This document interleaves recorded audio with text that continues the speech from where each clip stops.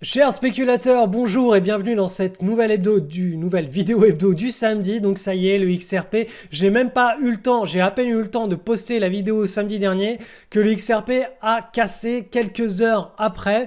Et bah voilà, XRP, encore une fois, nous fait plaisir. C'est marrant, les détracteurs là, qui m'ont tapé dessus pendant des mois et des mois et des mois. On n'entend plus du tout parler dans les commentaires et ça fait plaisir et j'espère pour eux qu'ils ont quand même eu l'audace de prendre des petites positions pour surfer ces magnifiques opportunités qui sont des accidents positifs de richesse absolument hors du commun. On n'en a pas comme ça tous les mois, hein, des trades de cette qualité-là. Et c'est pas comme si ça sortait du chapeau du lapin. On l'avait vu venir de nombreux mois à l'avance. Et la semaine dernière, on avait une figure chartiste qui était mûre et propre.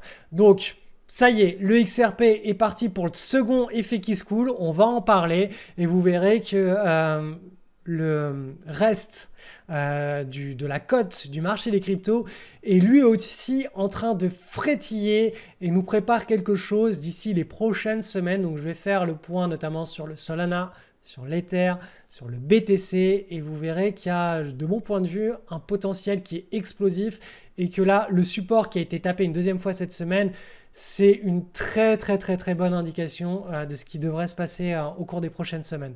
Allez, c'est parti pour cette vidéo. Allez, cette semaine, je commence par l'analyse du XRP, puisque c'est l'événement de cette semaine. Hein. La semaine précédente, je vous expliquais que en journalier, on avait quelque chose qui se préparait, qui était vraiment très propre hein, d'un point de vue de chartiste. C'est pas du tout que j'ai des dons de voyance ou de prévoir l'avenir, c'est simplement qu'en analysant la psychologie des marchés et en l'adaptant, en utilisant l'analyse chartiste, on voit très bien qu'on a un magnifique triangle chartiste en formation, que sur la fin, je vous refais pas la vidéo de la semaine dernière, mais voilà, sur la fin, on a cette contraction là de la volatilité avec des séances journalières qui se contractent de plus en plus et que là on est dans une zone où si on casse ça peut accélérer très fort vu qu'on est dans un flux extrêmement solide sur le XRP. Donc qu'est-ce qui s'est passé depuis? Boum, on a eu le breakout. Alors samedi quand je vous ai tourné la vidéo, on n'avait pas encore eu le breakout. La même journée un peu plus tard, le breakout s'est opéré et voilà, on a une première accélération là qui est en train de se mettre en place sur le XRP. Donc bien entendu, hein, la prise de position pour tous ceux qui voulaient surfer cette figure chartiste, c'était le samedi dans la journée hein, quand on a cassé ce triangle, voire sur la validation, hop là, sur la validation ici, donc le mardi. Donc c'était vraiment sur cette zone-là qu'il fallait enclencher des prises de position. Et donc là, le XRP devient le leader actuel parmi les grosses capitalisations, hein, les grosses market caps du marché des cryptos. Donc, on va regarder maintenant en hebdomadaire. Donc en hebdomadaire, nouvelle ATH. Donc là, en principe, ça y est, on n'a plus de nuages, on n'a plus de plafond de verre au-dessus de nous. Il n'y a plus de nuages au-dessus de la tête. En mensuel, je vous rappelle que c'est un trade hein, à la base qui est initié sur ce magnifique triangle chartiste. On a été nombreux à prendre position ici. D'ailleurs, j'avais fait une vidéo. Moi, personnellement, la position, je l'avais prise ici il y a un an. Donc, j'ai attendu un an hein, pour jouer je suis resté en position pendant un an. Et là, on a une nouvelle accélération. Le nouveau breakout a eu lieu ici.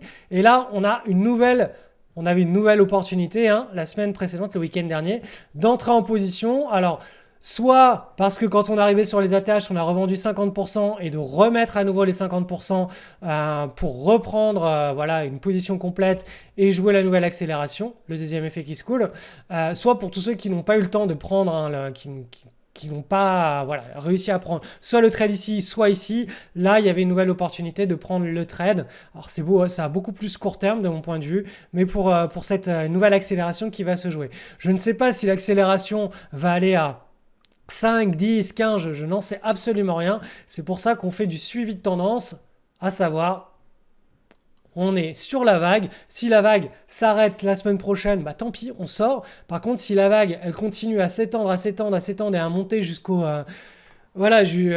cieux, eh bien on restera en position dessus. Hein. C'est ça la logique, hein, c'est de toujours savoir combien est-ce qu'on va perdre à l'avance avec une gestion des stop-loss, mais on ne sait jamais à l'avance exactement combien est-ce qu'on va gagner. On suit la tendance, surtout sur des marchés qui sont aussi explosif que, voilà, que la classe d'actifs du marché des cryptos en plein bull market.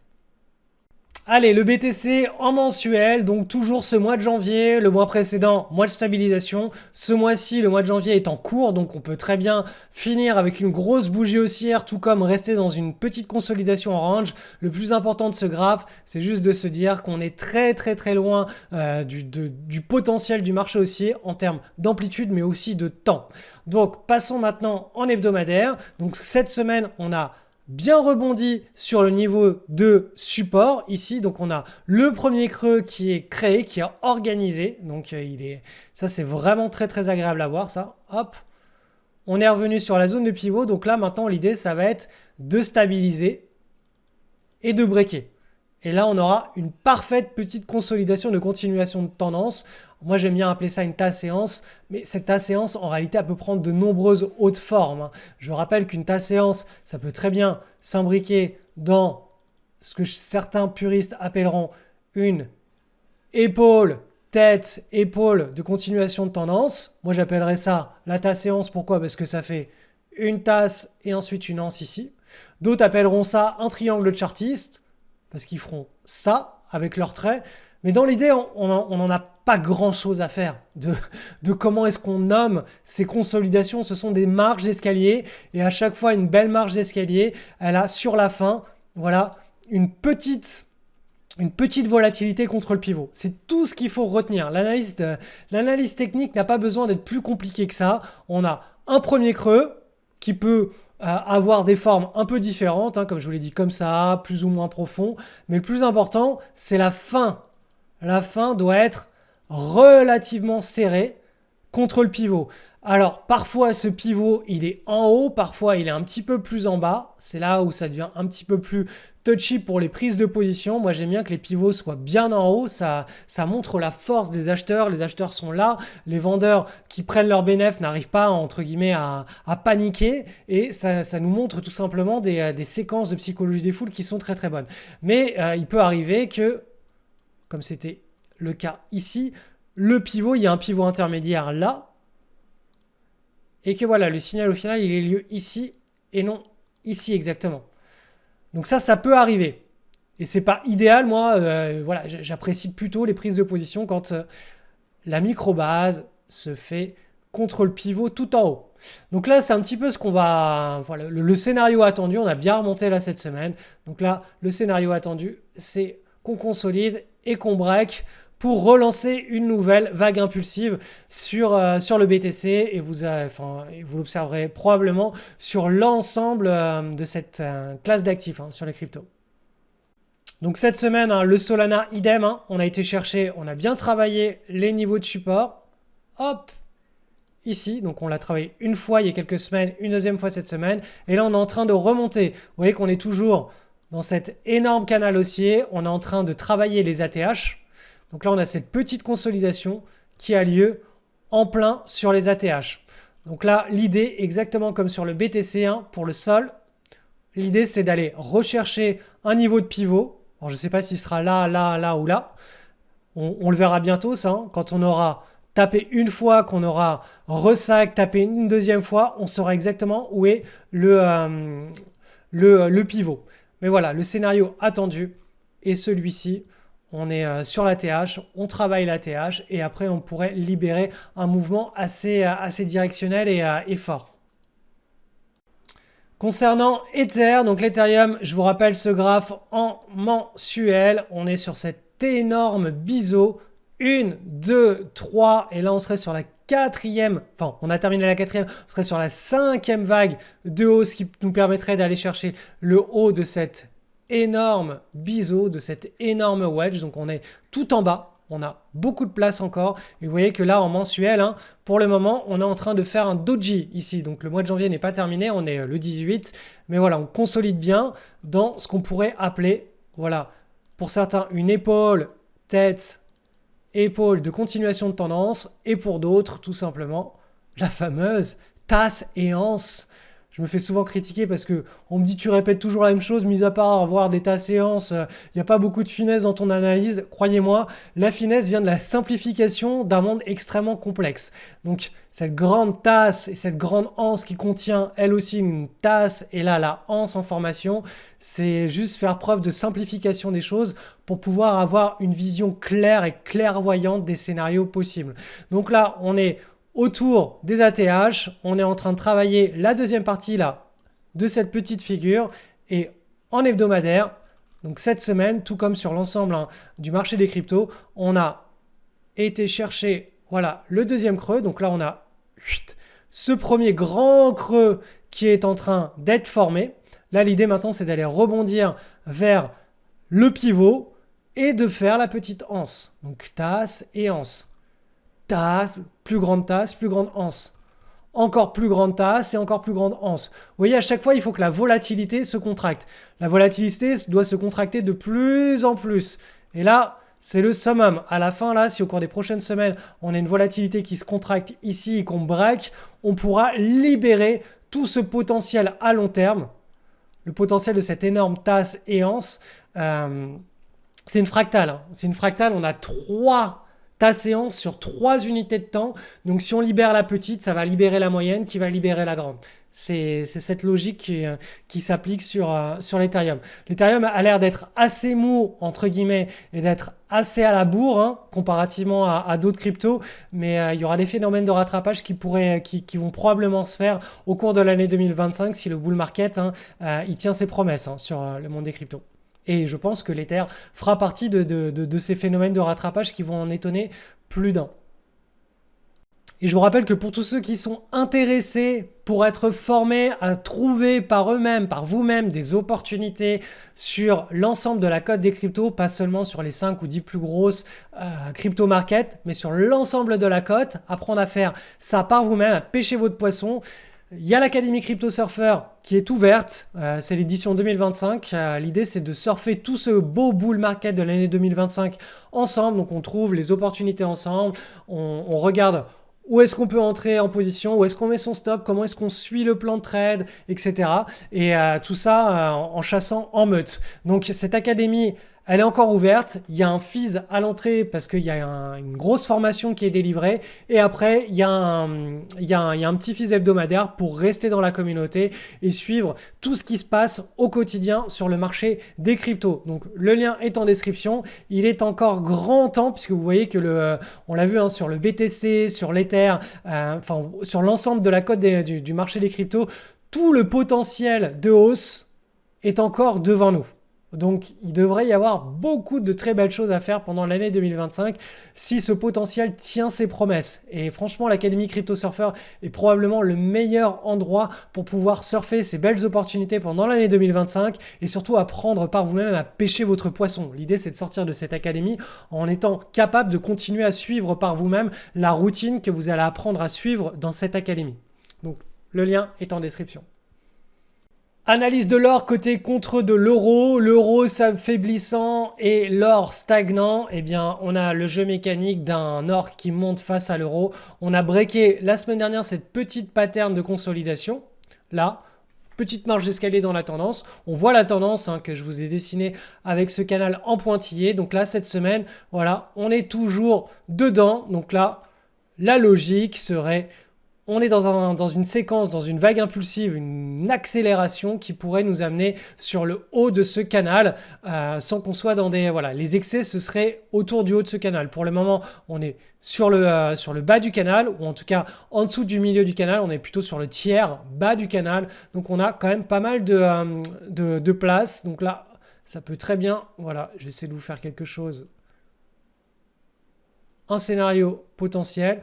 Donc là, on consolide pendant 2-3 semaines et on a cette séquence d'accélération vers le haut du canal. Ce serait ça un petit peu l'idée attendue sur l'or coté contre de l'euro.